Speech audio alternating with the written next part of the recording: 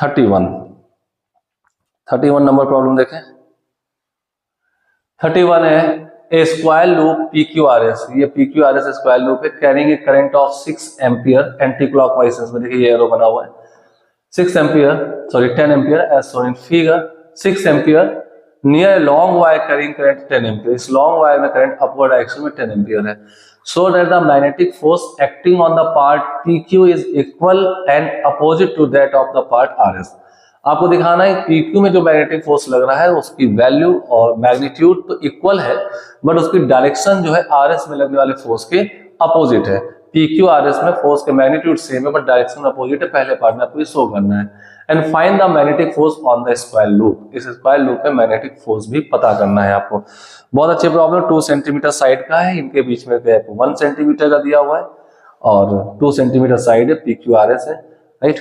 इस पे हम कैलकुलेट करते हैं। चलिए question number 31, very good problem.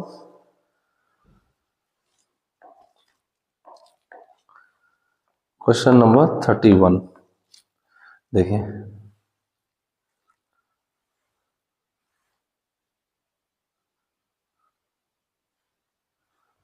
ये वायर है,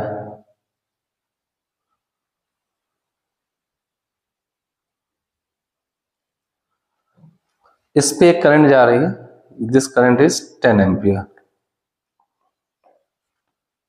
I1 10 एम्पियर है और इस पे एंटी क्लॉकवाइज सेंस में करंट जा रही थी ऐसे, this one was PQRS, current का सेंस ऐसे था, ये this gap is 1 centimetre and this square side is 2 centimetre. I think ये दिया हुआ है, देख लेते हैं फिर से।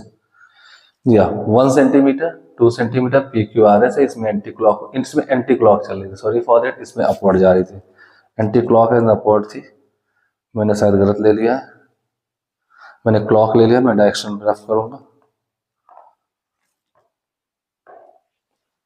एंटी क्लॉक एंड अपवर्ड थी, this one is the direction of current, anti clock and upward direction, ये है। तो पहले हमें PQ और RS में फोर्स के मैग्नीट्यूड इक्वल दिखाने हैं। तो चलिए मैं इस पार्ट को ऐसे कर लेता हूं, ध्यान देखिएगा। तो पहला पार्ट ए, ये हमारे पास वायर है, इसको इन्फिनिटी लॉन्ग वायर मान लेंगे और यहां पे एक वायर रखा है PQ, इसमें करंट I ऐसे जा रही है। अब गौर देखें, ये डिस्टेंस है 1 सेंटीमीटर और ये टोटल डिस्टेंस है 3 सेंटीमीटर, 3 सेंटीमीटर डिस्टेंस है। मैं क्या करता हूं यहाँ पे, क्योंकि पहला वाला वायर ये इन्फिनिटी लॉन्ग वायर, यहाँ पे जो भी मैग्नेटिक फील्ड बनाएगा वो अपने डिस्टेंस अकॉर्डिंग वेरी करती जाएगी। तो PQ वायर के करंट एलिमेंट छोटे छोटे लें तो हर एक अगले करंट एलिमेंट में डिस्टेंस बढ़ती जा रही है, तो वहां पे PQ वायर के मैग्नेटिक फील्ड का इफेक्ट कम होता जाएगा। तो सेम एलिमेंट करंट एलिमेंट पे फोर्स मैग्नेटिक फील्ड वैल्यू कम होती जाएगी तो फोर्स कम होगा, यानी कि मैग्नेटिक फील्ड यहाँ वेरिएबल है इस पूरे एलिमेंट में, पूरे PQ वायर में, एक सेक्शन से लेकर दूसरे सेक्शन तक, तो इसमें आपको इंटीग्रेशन की जरूरत पड़ेगी। तो हमने यहाँ ऐसा किया, यहां से X डिस्टेंस पे एक छोटा सा पार्ट ले लिया dx लेंथ का, ये करंट एलिमेंट ले लिया ऐसे, इसमें करंट डायरेक्शन ये है, इस करंट को I2 नाम दे दिया, I2 6 एम्पियर है, आई थिंक देख लेता हूँ फिर से, I2 6 एम्पियर ही लिखी हुई, वो देखिए लिखा हुआ है 6 एम्पियर, दिस वन 6 एम्पियर लिखा हुआ है, ठीक है, राइट। तो आते हैं अब इस करंट एलिमेंट पे देखें, तो इस करंट एलिमेंट यहाँ पे X डिस्टेंस पर मैग्नेटिक फील्ड क्या होती है, ये वायर कैसे फील्ड बनाया गया, यहाँ पर ये वायर PQ के हर एलिमेंट की जगह पर फील्ड इनवर्ड बनाएगा, ठीक है, ये ऊपर जा रही फील्ड इनवर्ड बनाएगा। डायग्राम में कुछ और बना था, देखता हूं, डायग्राम में पॉइंट P डॉट बना है, पता नहीं क्यों बना हुआ है, क्योंकि ये फील्ड तो उधर ही जा रही है, राइट। चलिए आगे बढ़ते हैं। अब यहाँ पर फील्ड जो बनेगी क्रॉसवर्ड बनेगी, ठीक है, फील्ड क्रॉसवर्ड बनी तो उस छोटे से एलिमेंट की लेंथ dx है, इसमें एक स्मॉल फोर्स df आ जाएगा, df आ जाएगा I मतलब I2, L मतलब dx इंटू B, ये वाला वायर वहां पे जो भी फील्ड बनाएगा, ये वायर अपने से X डिस्टेंस जो फील्ड बनाएगा वो फील्ड क्या होगी, mu naught upon 4 pi 2I1 by X, इतनी ये फील्ड आ जाएगी, ठीक है। ये एक डीएफ फोर्स आ जो स्मॉल फोर्स। अब इस फोर्स को कहां से इंटीग्रेट करना है नेट फोर्स निकालने के लिए। अब इस फोर्स की डायरेक्शन क्या होगी, तो गौर देखिए फील्ड यहाँ पर इस वायर ने इनवर्ट बनाई है, राइट। वायर में करंट ये तो आई एल क्रॉस बी, तो ये फोर्स की डायरेक्शन अपवर्ड आएगी इस पे। तो इस एलिमेंट में फोर्स की डायरेक्शन जो आ जाएगी वो अपवर्ड डायरेक्शन आएगी। The direction of DF is upward. फिर से देख लीजिए, इस लॉन्ग वायर ने उस पोजीशन डीएल एलिमेंट पे डीएक्स एलिमेंट में फील्ड इनवर्ट बनाई, ये उसकी फील्ड लिखी हुई, मैग्नेटिक फील्ड लिखी हुई, ये मैं यहां लिख देता हूं मैग्नेटिक फील्ड। अब ये मैग्नेटिक फील्ड ये है और करंट कैरिंग वायर ये है, तो करंट कैरिंग वायर में I L cross B invert करेंगे, बी अंदर की ओर टर्न करेंगे फिंगर्स, तो थंब अपवर्ड जाएगा, ठीक है। तो ये डीएफ की डायरेक्शन नेट फोर्स एक्स की लिमिट जो है 1 to कहां तक होगी, this is 3 cm, 1 to 3 cm, ये आपके पास आ जाएगा। अब गौर देखेंगे इसमें जो भी वैल्यू सॉल्व करके आनी है, मैं सॉल्व करने नहीं जा रहा हूं, फिर भी मैं थोड़ी सी स्टेप कर देता हूं। डीएफ जो आपके पास आएगा, आपको I1 भी दिया है, I2 भी दिया है, म्यू नॉट अपॉन 4 पाई, सब कुछ बाहर है, ठीक है। तो म्यू नॉट अपॉन 4 पाई, ठीक है, 2I1 I2 बाई एक्स, ये पूरा बाहर आ जाएगा। 2I1 I2 आएगा, सॉरी एक्स नहीं आएगा।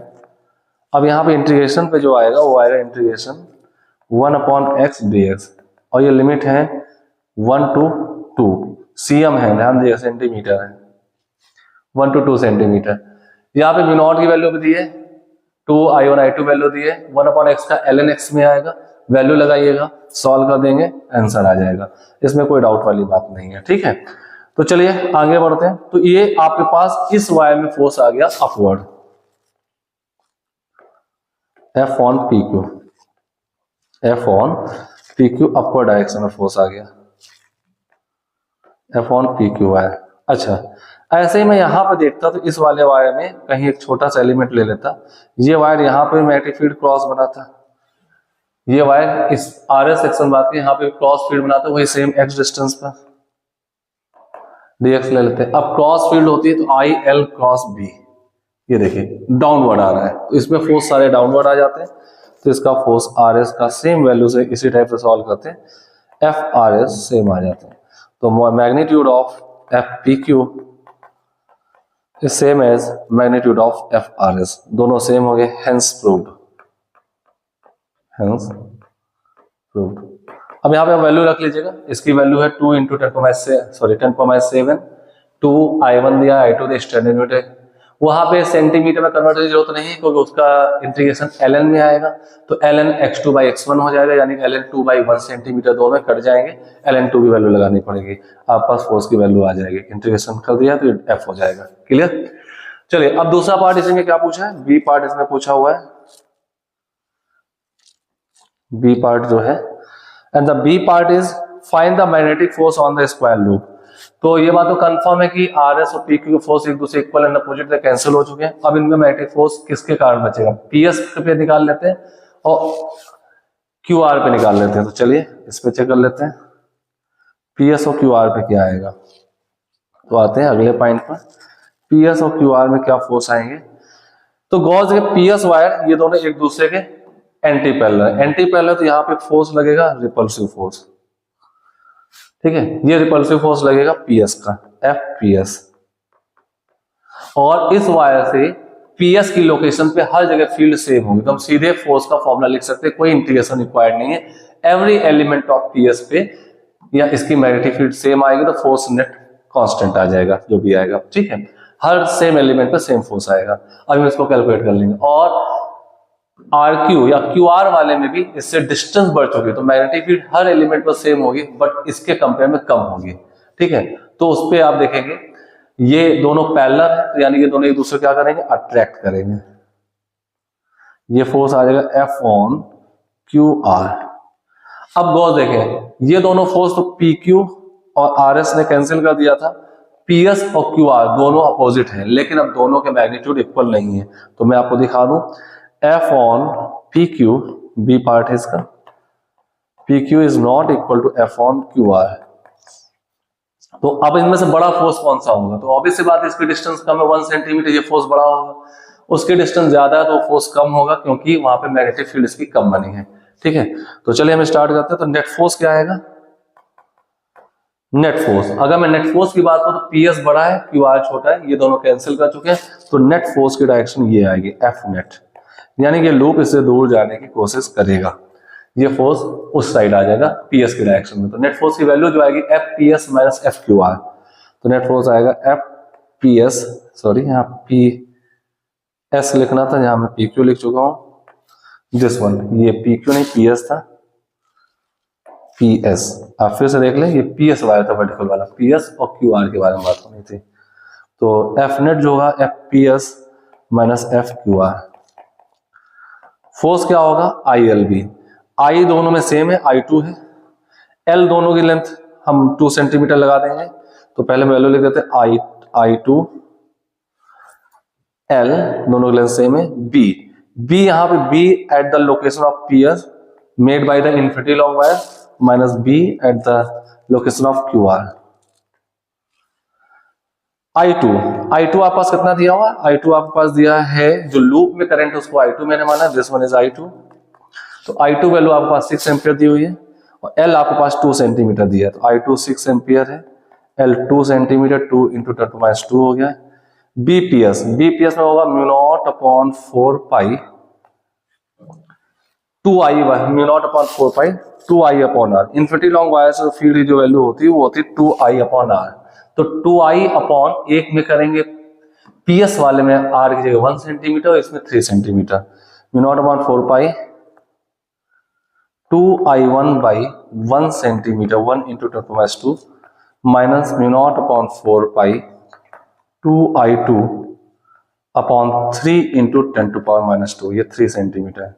इसको सॉल्व कर लेंगे, इसमें μ0/4 पाई बाहर आ जाएगा, 6 इंटू 2 इंटू 10⁻² इंटू μ0/4 पाई बाहर आएगा, इसकी वैल्यू हो जाएगी, बाद में रख देंगे, μ0/4 पाई बाहर आ जाएगा, 2I भी बाहर आ जाएगा, और नीचे 10⁻² भी बाहर आ जाएगा, 1 माइनस 1/3, इट मीन्स 2/3। किसको सॉल्व कर लेंगे? This is the question number 31, solve कर चुका मैं पहले, 31 का आंसर देख लेते हैं। 31 का आंसर जो है आपका ये आ जाएगा 1.6 इंटू 10⁻5 न्यूटन, तो 1.6 इंटू 10⁻5 न्यूटन, और ये नेट फोर्स राइट वर्ड आएगा इस डायरेक्शन में, and this becomes your answer.